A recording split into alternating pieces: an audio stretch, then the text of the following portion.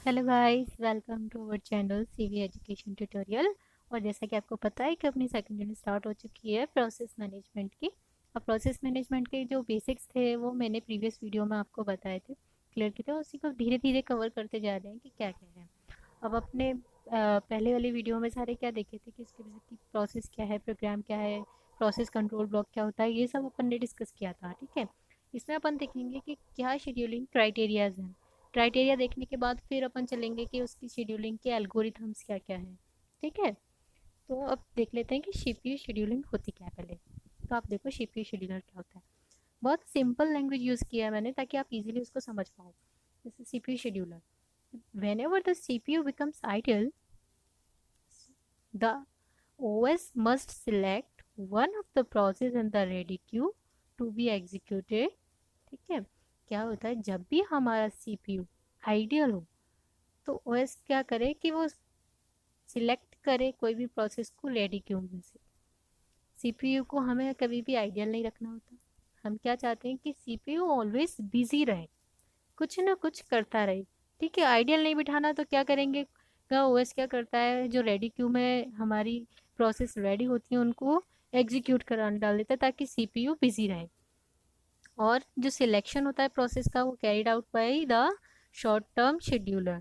और क्या हो रहा है, जो भी हमारी प्रोसेस का सिलेक्शन होता है वो किसके थ्रू हो सकता है, या तो शॉर्ट टर्म शेड्यूलर और लॉन्ग टर्म शेड्यूलर। ये हम बाद में बात करेंगे कि शॉर्ट टर्म शेड्यूलर क्या होता है, long term. A scheduler select from among the process in memory that are ready to execute।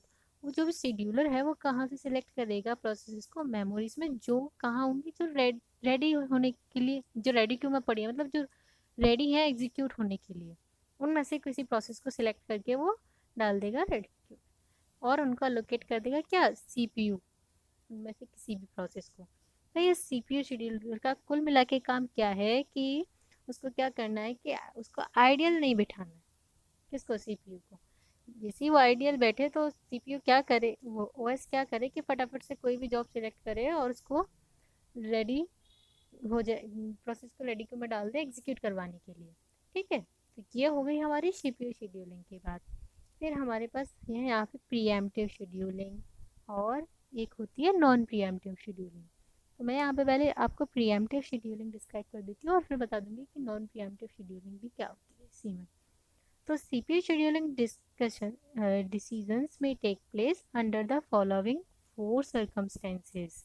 अब वो सीपीयू शेड्यूलिंग है वो डिसीजन किस बेस पे लेता है, फोर कंडीशंस जो दी है ना इनके बेस पे लेगा। तो पहली कंडीशन बताइए कि when a process switches from the running state to the waiting state. अब यहाँ पे आपको समझ में आ रहा है, ये रनिंग स्टेट और वेटिंग स्टेट ये मैंने पहले बताई थी आपको जब प्रोसेस मैनेजमेंट स्टार्ट कर रहे थे। उसमें प्रोसेस की स्टेट्स बताई थी कि रनिंग स्टेट है, ये वेटिंग स्टेट है, वेटिंग स्टेट क्या होती है, रनिंग स्टेट क्या होती है एंड ऑल। तो फिर क्या है कि कोई भी प्रोसेस है जो स्विच कर रही है रनिंग स्टेट से वेटिंग स्टेट में।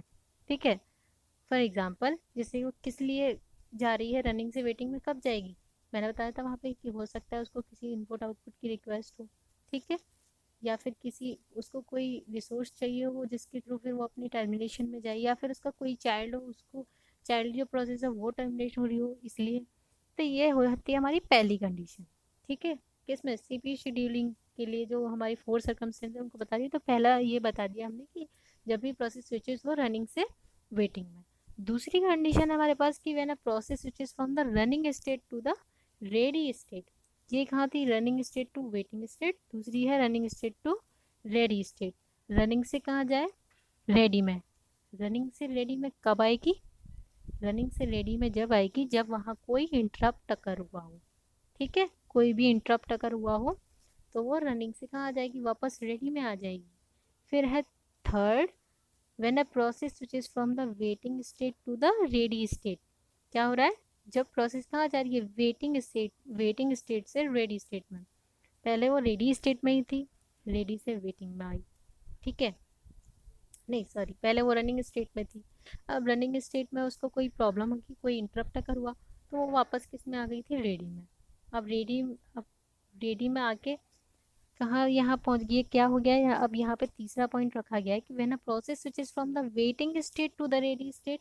वेटिंग से कहाँ जा रही है, रेडी में, यानी कि अभी वो क्रिएट ही हुई थी, क्रिएट होने के बाद वो वेटिंग लिस्ट क्रिएट है तो वो वेट कर रही है कि मुझे रेडी क्यू में डाला जाए, रेडी से फिर जाएगी ना रनिंग में, तो waiting state to the ready state. जैसे कि कब एग्जांपल दिया, for example completion of the input output, उसका जब कंप्लीट हो जाएगा इनपुट आउटपुट का तब वो रेडी स्टेट में चली जाएगी। देन है कि when a process terminates, fourth one है हमारे पास जब प्रोसेस टर्मिनेट। और प्रोसेस टर्मिनेट कब होती है, मैंने बताया था जब विदाउट इंटरप्शन पूरी प्रोसेस हमारी फिनिश हो जाए, और जब फिनिश हो जाती है उसको बोलते हैं टर्मिनेट, हमारी प्रोसेस क्या टर्मिनेट हो गई। ठीक है, when a scheduling takes place only under circumstances 1 and 4th, we say the scheduling scheme is non-preemptive।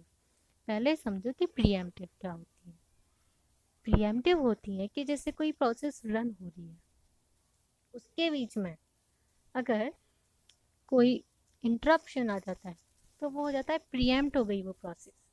मतलब रन होते होते बीच में कोई इंटरप्शन अकर हो गई तो वो क्या कर गई, प्रोसेस हमारी प्रीएम्प्टिव हो गई। और ये जो कंडीशंस हैं 1th और 1st एंड ये 4th वाली, इसको हम कह रहे हैं कि ये जो स्कीम रहेगी वो नॉन प्रीएम्प्टिव रहेगी। अदरवाइज जो भी शेड्यूलिंग एल्गोरिथम है वो प्रीएम्प्टिव है। वो ये नॉन प्रीएम्प्टिव कैसे रहेंगे, क्योंकि इस टाइम पे ये इनके बीच में कोई इंटरप्शन अकर नहीं होगा। ठीक है, क्योंकि ये पहली तो क्या है कि रनिंग स्टेट से सिर्फ वेटिंग स्टेट में जा रही है, तो इंटरप्शन अकर होने के कोई चांसेस ही नहीं है। 4th वाली है कि प्रोसेस क्या हो रही है, कंप्लीट हो गई, तो इसका मतलब टर्मिनेट, फिनिश होने के बाद, तो वो हो गई क्या नॉन प्रीएम्प्टिव शेड्यूलिंग। तो ये आपको प्रीएम्प्टिव और नॉन प्रीएम्प्टिव में समझ आ गया होगा कि क्या होती है ये प्रोसेस। देन हमारे पास क्या है, शेड्यूलिंग क्राइटेरियाज। हमारे पास डिफरेंट शेड्यूलिंग एल्गोरिथम्स होती हैं, तो वो हम आगे देखेंगे। तो हर जो भी डिफरेंट शेड्यूलिंग्स होती हैं उनकी डिफरेंट डिफरेंट प्रॉपर्टीज़ भी होती हैं। तो हमको जो भी ऐसी मतलब वो लेनी है, जो शेड्यूलिंग एल्गोरिथम्स हैं वो एल्गोरिथम्स ऐसी लेनी है जो कि किसी पर्टिकुलर सिचुएशन पे सूट करती हो। ठीक है, तो वो अभी जब आगे देखेंगे तब आपको समझ में आएगा कि कैसे किस पर्टिकुलर सिचुएशन पे कौन सी एल्गोरिथम लगानी है और किस एल्गोरिथम को लगा के इसको अपन को सॉल्व करना है, वो सब अपन देखेंगे। यहाँ पे many criterias have been suggested for comparing CPU scheduling algorithms. Criteria that are used include the following। जो क्राइटेरियाज हैं वो ये वाले एक्चुअली क्राइटेरियाज यूज किए जाते हैं, हम इनको पढ़ लेते हैं। जैसे कि CPU यूटिलाइजेशन, हम क्या चाहते हैं कि हमारा जो CPU है वो ऑलवेज बिजी रहे, ऑलवेज बिजी रहे, कभी भी वो आइडियल ना बैठे। तो ठीक है, तो CPU यूटिलाइजेशन की जो रेंज होती है वो होती है 0 to 100%। इसका जो है वो 40% होना चाहिए जब लाइटली लोडेड हो सिस्टम तब। और ये सब ये मतलब मैंने परसेंटेज बता दी CPU यूटिलाइजेशन की कितनी रहती है। तो CPU यूटिलाइजेशन एक तो ये क्राइटेरिया हो गया। दूसरा क्राइटेरिया है थ्रूपुट, जहाँ पे हमें क्या करना है, if the CPU is busy executing process then work is being done. Actually ये क्या है थ्रूपुट और ये CPU यूटिलाइजेशन, जब हम एल्गोरिथम को सॉल्व करेंगे ना बैठ के, कि जब हमारे पास क्वेश्चंस बनेंगे एल्गोरिथम से रिलेटेड, तब हम निकालेंगे कि ये टर्न अराउंड टाइम क्या है, ये प्रोसेस को कितना वेट लगा वहाँ पे, पूरा टर्न अराउंड टाइम की जब कैलकुलेट करेंगे तब आपको अच्छे से समझ में आ जाएगा।